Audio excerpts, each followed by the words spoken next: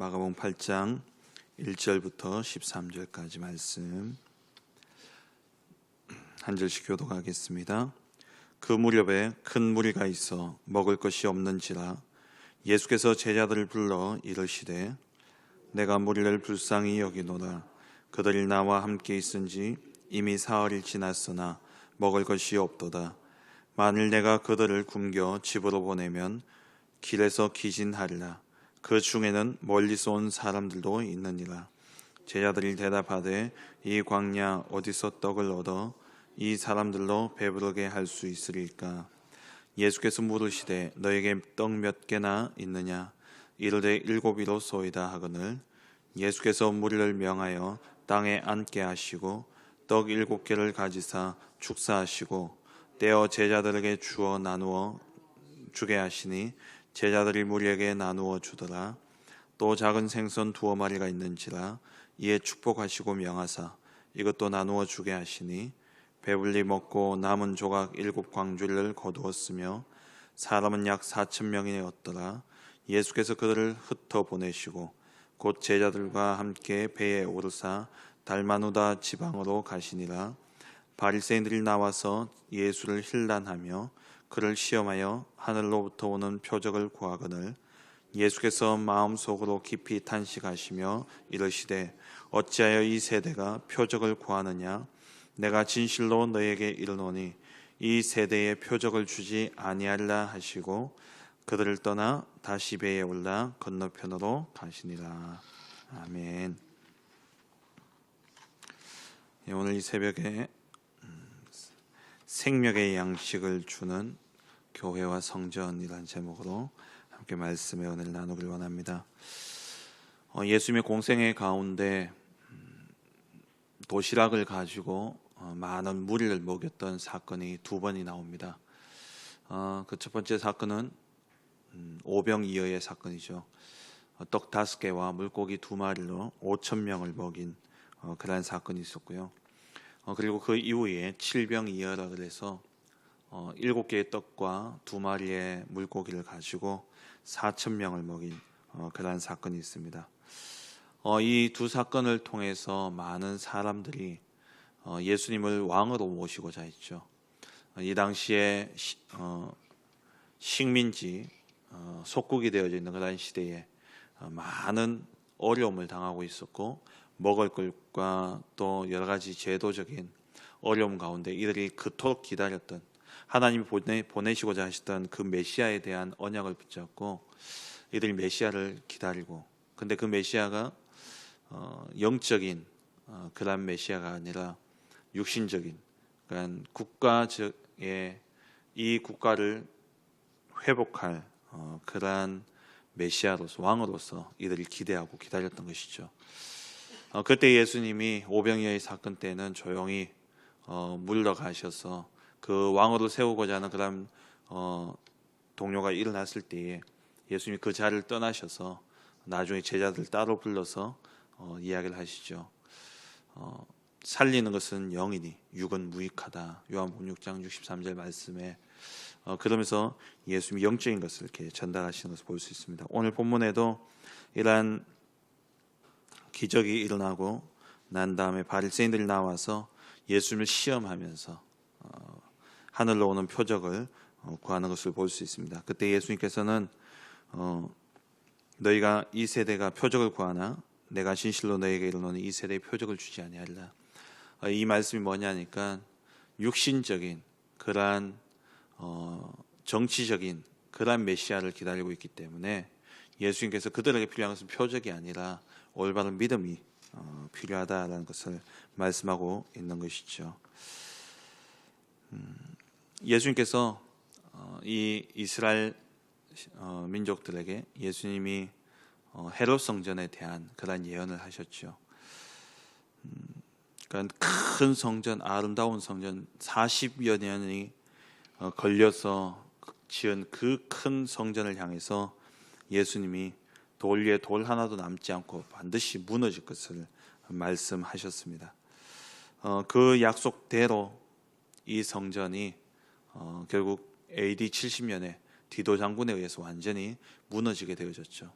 이 헤롯 성전 이전에 이미 성전은 두 개가 더 있었습니다. 잘 아시다시피 솔로몬이 지었던 솔로몬 성전과 이 솔로몬 성전이 결국 우상 숭배로 완전히 무너지게 되어지죠. 그래서 바벨론의 포로가 되어지면서 바벨론에 의해서 완전히 무너지게 되어지고, 그리고 포로되었다가 돌아온 이후에 하나님께서 스룹바벨에게 성전을 지을 것을 말씀하십니다. 그래서 스룹바벨을 통해서 이 성전이 어렵게 지어지죠. 처음에 건축이 시작되어졌다가 그 도비아와 이런 사람들의 방해로 인해서 14년간 성전 건축이 중단되어졌다가 하나님이 학개 선지자를 통해서 말씀을 주시기를 스룹바벨의 손으로 기초를 놓았은즉 그의 손으로 마치리라.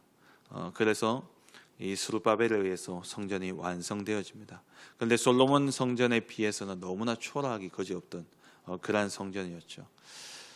근데 그렇지만 이 성전은 하나님의 언약 붙잡고 세워진 성전이었기 때문에 이 나중 영광이 이전 영광보다 크리라. 너희가 보기에는 작고 초라할지 모르지만 이 성전에 하나님의 영광이 충만하리라. 그렇게 세워진 것이 바로 스룹바벨 성전이었습니다. 그런데 이 스룹바벨 성전이 예수님 당시에 헤롯 왕이 이제 왕이 되고 난 다음에 이 헤롯 왕이 이 스룹바벨 성전을 무너뜨리고 자기가 이제 많은 돈을 들여서 아름답게 성전을 지어요.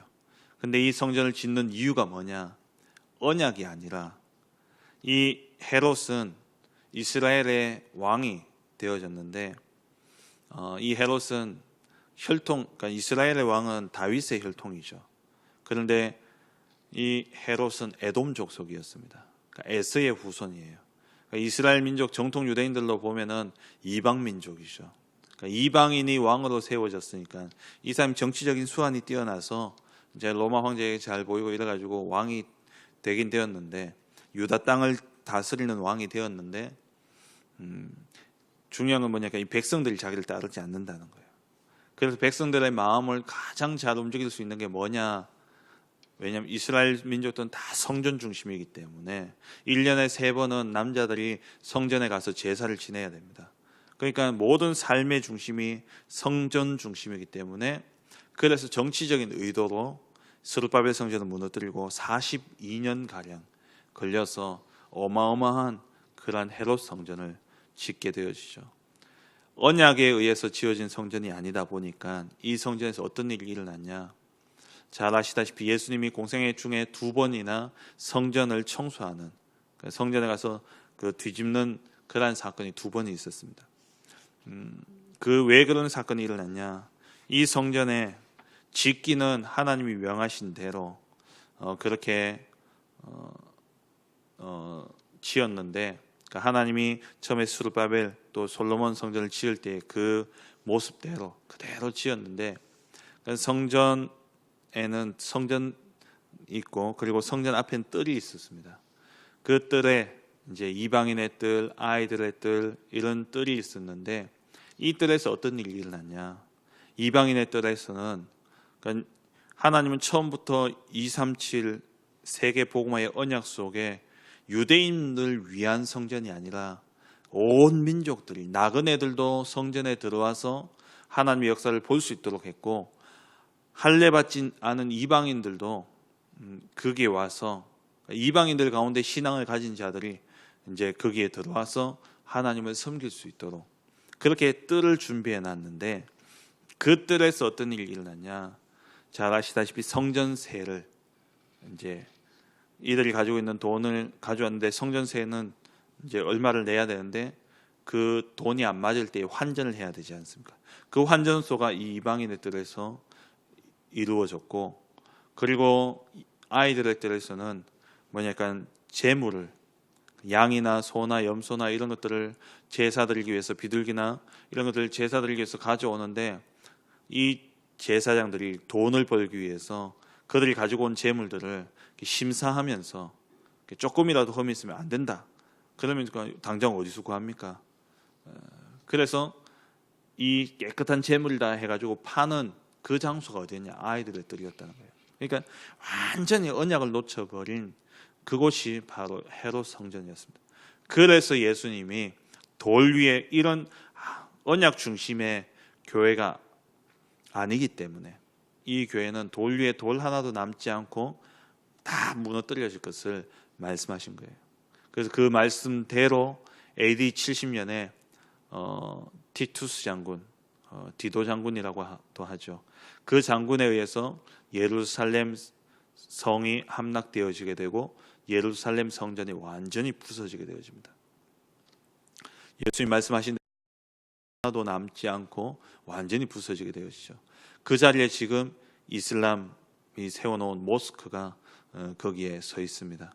이 이슬람에게 빼앗긴 이 성전을 찾고자 중세 시대에 로마 가톨릭이 십자군 전쟁을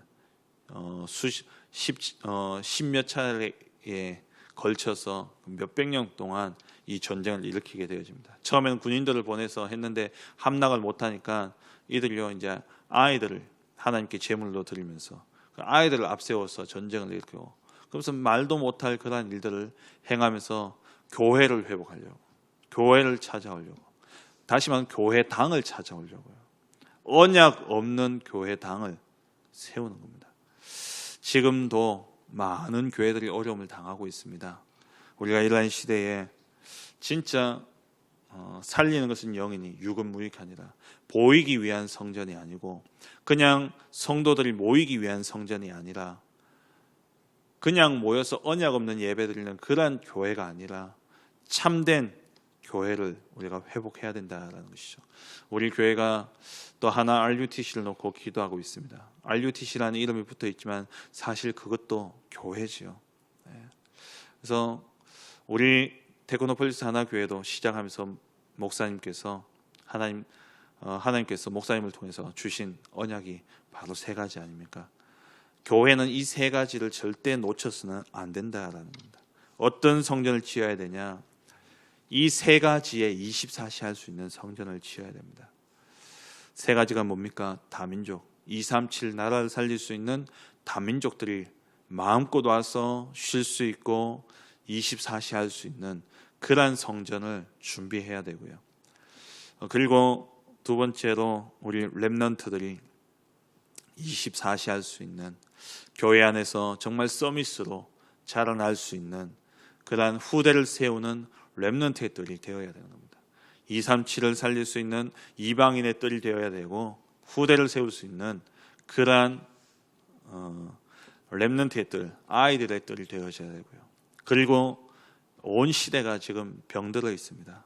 육신적인 질병도 질병이지만 암투병도 많은 성도님들이 하고 계십니다만은 또 현장에 나가보면은 정신적인 문제로 얼마나 많은 사람들이 고통당하고 있고 그 정신적인 문제로 인해서 사회에 얼마나 많은 어려움과 아픔들을 주고 있는지 모릅니다.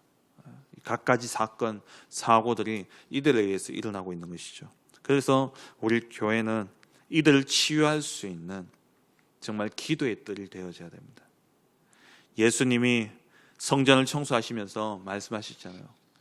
내 집을 강도의 소굴로 만들었다. 그 237 이방인들이 살아날 수 있는, 이방인들이 와서 하나님의 역사를 보고 은혜 받고 정말 그들이 쉴 수 있는 이방인의 뜰을 돈을 바꾸는 장소로 만들어 버렸고, 그리고 우리의 후대들이 교회에 와서 하나님의 역사를 보며 정말 교회가 교회다운 그러한 모습들을 봐야 되는데 이 아이들이 설 수 있는 그 자리를 다 빼앗아서 그 재물을 사고 파는 그러한 자리로 완전히 돈 중심으로 교회를, 성전을 만들어 놓은 것이죠. 그래서 예수님이 이것을 뒤집고 하신 말씀이 뭡니까? 내 집은 만민의 기도하는 집이다. 참된 치유가 어디서 시작되느냐? 하나님과의 깊은 집중 속에 들어가는 것. 그러니까 이 기도의 뜰, 기도할 수 있는 그러한 교회로 만들어야 됩니다. 그래서 우리 하나 RUTC 놓고 목사님 주신 방향이 다민족들을 진짜 살릴 수 있는 다민족 센터가 되어야 되고, 그리고 후대를 위한 RUTC, 그리고 대경 지부 전체를 살릴 수 있는 그러한 RUTC가 되어야 될 뿐만 아니라 정말 기도할 수 있는 그런 곳이 되어야 된다. 그러니까 교회도 지금 임마누엘 교회도 또 임마누엘 서울교회도 임마누엘 울산교회도 지금 건축이 들어가고 있는데요. 그래서 류 목사님 계속 건축에 대한 메시지를 2부 예배 때에 주시죠. 정말 우리 교회도 이건 교회당에 앞으로 건축을 그렇게 해야 되는 것도 맞지만 제일 먼저는요, 하나님의 성전 되어진 내가 이 세 가지의 24시가 되어야 되는 겁니다. 정말 237 다민족을 살리는 이것이 내 마음의 24가 되어야 되고요. 그리고 내 마음에 늘 우리 후대를 향한, 그리고 우리는 복음 가지고 있기 때문에 치유사역은 특별한 사역이 아닙니다. 특별한 사람이 해야 되는 것이 아니에요. 진짜 치유는 영적인 치유부터 시작되어야 되기 때문에, 그래서 복음 가진 자는 모두 다 영적으로 의사입니다. 그래서 우리가 이 치유에도 24시 해야 되는 것이죠. 정말 올바른 복음을 전달하는 그러한 사역을 우리가 감당해야 되는 것입니다. 24시 할 수 있는 성전, 그러한 성전을 우리가 세워야 되고 내가 그 응답 속에 있어야 되고요. 두 번째는 25시 할 수 있는, 25의 그러한 하나님 주신 것들을 찾아내는 교회가 되어야 됩니다. 교회에 딱 오면 복음의 흐름을 볼 수 있어야 되죠.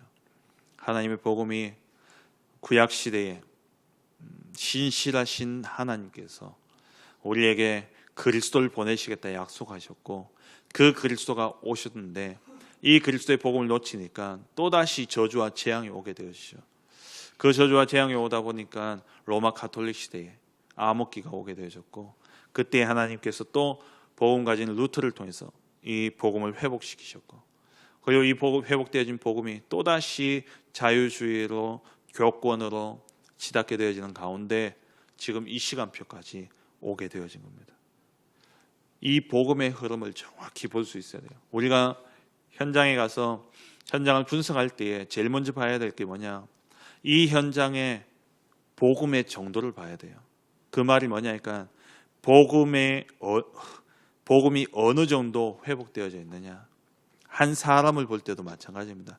이 사람이 정말 복음의 결론 내려져 있냐, 이 사람이 정말 오직이냐 아니냐, 이 사람에게 복음의 정도를 볼 수 있어야 되죠. 복음의 흐름이 우리 교회 안에서 계속 흘러야 됩니다. 그리고 후대를 세우는 이 렘넌트의 흐름이 교회 안에 계속 흘러야 되고요. 교회는 어쨌든 후대를 키워야 됩니다. 어제 목사님들하고 이렇게 식사하는 가운데 우리 홍감표 목사님이 얼마 전에 이제 호주를 다녀오셨어요. 홍감표 목사님 말씀하시는 게 뭐냐니까 호주에 교회들이 그렇게 큰 교회들이 많은데 우리 류 목사님도 호주에서 보낸 맥켄지 선교사를 통해서 이렇게 교회가 세워졌고 거기서 복음을 받았지 않습니까? 그렇게 우리나라에도 호주 선교회에서 많은 복음의 영향력을 끼쳤습니다. 그게 이제 주로 부산 지역을 통해서 이제 그렇게 복음이 많이 전달되어졌는데요. 근데 이 호주에 가니까요, 전부 다 노인들이라는 거예요. 시드니에 우리 다락방하는 교회가 하나 있는데 이 교회가 교회당이 없어서 호주 교회를 빌려서 예배를 드렸거든요. 근데 이제 이 호주 교회가 더 이상 운영을 할 수 없는 상태인 겁니다. 노인들밖에 없어서 전부 이제 할머니들. 근데 이 교회 담임 목사님이 그러다가 이 한국 교회가 예배드릴 때 딱 보니까 여기는 막 아이들이 막 넘치고 막 복음이 막 힘이 있고 막 그런 겁니다. 그래서 이 목사님이 그 목사님을 이제 한국 교회 담당하신 목사님 불러가지고 이 교회 너희가 해라 이렇게 이제 이야기된 거예요. 돈도 안 받고 너희에게 주겠다. 그러니까 이 목사님이 우리는 이단인데 잘 알아봐야 되지 않겠냐. 우리는 한국에서 이단이라 불린다 라고 이야기하니까 이 목사님이 연로하신 이 목사님이 불러가 몇 가지 질문을 하더래요. 그 가운데 제일 중요한 질문을 하셨는데 구원을 어떻게 받냐 라고 물으셨대요. 그래서 구원은 예수 그리스도를 믿음으로 말미암아 받는 것이다. 다른 길이 없다니까. 그럼 됐다. 이단 아니다. 우리는 사실 뭐 어디에 선교사가 와서 이민 교회다 보니까 어디에 속해 있을 수도 없다 하니까 그럼 우리 교단에 들어와라 하니까 교단에 가고 그리고 그 교회를 그냥 무상으로 받고. 근데 그 호주에 홍 목사님 이야기하셨는데 가보니까 이야기를 들어보니까요 전부 다 노인들이래요. 그래서 어떤 교회는 우리 교회는 이제 여기서 예배를 안 드린다, 어디로 가라, 이런 표지가 이렇게 붙을 정도로 완전히 연로한 그런 교회가 되어버렸습니다. 한국 교회도 지금 주일학교가 없어지고 있는 그런 상황이죠. 그래서 정말 우리 교회는요 미래를 보고 후대에 올인하는 그런 교회가 되어야 됩니다. 그리고 교회는 오면 복음이 있어야 돼요. 그래서 138 오직 그리스도, 오직 하나님 나라, 오직 성령 충만의 형식적인 게 아니라 이것을 각인 뿌리 체질시키는 교회가 되어져야 되고요. 그리고 교회는 예배를 통해서 진짜 치유함을 얻고 예배를 통해서 모든 답을 얻고 힘을 얻어야 됩니다. 그래서 오직의 언약이 전달되어지고 그것이 유일성의 응답으로 오게 되어지고 재창조로 세상의 흐름을 바꾸는 그러한 교회가, 이 교회에 와서 그냥 예배 드렸을 뿐인데 복음을 알고 렘넌트를 자라나고 그리고 우리의 오래된 각인과 뿌리와 체질들이 바뀌어지면서 예배가 회복되어지는데 그냥 예배 드렸을 뿐인데 여기서 오는 응답이 유일성의 응답과 오직의 응답을 통해서 현장을 바꾸는 그러한 재창조의 응답이 오게 돼요. 이런 교회를 우리가 회복해야 된다라는 것이죠. 그러면 세 번째로 영원의 응답이 오게 되어져 있습니다. 영원한 응답이 오는데 그게 뭡니까? 전도자를 위해서 냉수 한 그릇도 상을 잃지 않는다. 영원한 응답이죠. 전도와 선교, 이 응답, 이 전도와 선교할 수 있는 그러한 축복을 주시게 되어지고 이것이 곧 하나님의 나라로 이어지게 되는 것이죠. 영원한 축복으로 이어지게 되는 것입니다. 우리 교회가 또 교회되어진, 성전되어진 내가 이 축복 속에 있어야 되는 것이죠. 말씀을 맺겠습니다. 우리 모든 성도님들은 정말 평신도 운동에 앞장서셔야 됩니다. 교회가 목회자 중심, 그것도 틀린 교회입니다. 평신도 중심, 그것도 틀린 교회예요. 목회자와 평신도가 함께 일어나서 정말 현장을 살리고 시대를 살려야 되는 겁니다. 평신도들이 일어나야지 교회가 살아나는 겁니다. 초대교회가 바로 평신도들이 일어나서 사도들과 평신도들이 함께 일으킨 전도운동이 바로 초대교회 전도운동이었고요. 그리고 사제 중심의 그런 로마 가톨릭이 종교개혁을 통해서 만민 그 제사양설, 그러니까 이 모든 성도들이 성경을 읽고 그러면서 일어나게 됐을 때 종교개혁이 일어났던 것처럼 지금 이 시대에 모든 성도들이 일어나야 됩니다. 그래서 우리 모든 성도님들이 삼제자의 길을 가야 되는 것이죠. 후대를 키우는 렘넌트 미니스트리와 그리고 진짜 참된 올바른 교회를 세우는 홀리 메이슨과 그리고 전도자 또 목회자를 돕는 비밀교사들의 축복, 로마서 16장의 응답을 누려야 되고요. 그리고 정말 237 나라를 두고 여러분 마음에 한 나라를 품으셔야 됩니다. 한 나라를 품고 237 집중할 수 있는 그런 한 나라를 여러분 마음에 정말 품어야 됩니다. 우리 그래서 교회에서 광고 시간마다 237 한 나라 품기 프로젝트를 하고 있지 않습니까? 그렇게 하나하나씩 나오는데 그 속에서 여러분 한 나라를 품고 정말 계속 기도하고 그 나라를 위해서 또 헌금도 하고 선교사를 파송하기까지 응답 누리는 그런 우리 모든 성도님들 되어주시길 주의 이름으로 축원합니다. 기도하겠습니다. 우리 하나교회가 또 우리 테크노폴리스 하나교회가 또 우리 앞으로 지어질 하나 RUTC가 그리고 하나님의 성전 되어진 내가 바로 24 할 수 있는 성전이 되게 하시고 25 할 수 있는 성전과 영원의 축복을 누리는 그러한 성전의 응답 누리는 그러한 우리 교회가 되어줄 수 있도록 후대를 키우고 그리고 또 237 나를 살리고 그리고 시대를 취하는 그러한 대표적인 교회 축복 누리는 우리 하나교회가 되어줄 수 있도록 기도하시고, 그리고 이번 주 주신 강단의 말씀 빼앗길 수 없는 감사, 신실하신 하나님을 우리가 의지하고 정말 말씀 따라가며 하나님의 말씀의 성취 속에 우리가 참된 빼앗길 수 없는 감사가 회복되지는 복된 한 주간 되게 하여 주옵소서. 올 한 해 주신 언약의 말씀을 붙잡고 기도하시고, 이제 2019년도도 이제 2, 3주 남았습니다. 한 해의 응답들을 또 정리하시면서 2020년을 향해서 새로운 시작을 하는 그러한 시간들 되어줄 수 있도록 기도하시고, 또 우리 교회에 주신 기도 제목들을 가지고 이 시간 함께 기도하시고, 또 개인적인 기도 제목 가지고 힘 닿는 데까지 자유롭게 기도하시다가 돌아가시겠습니다. 함께 기도하겠습니다.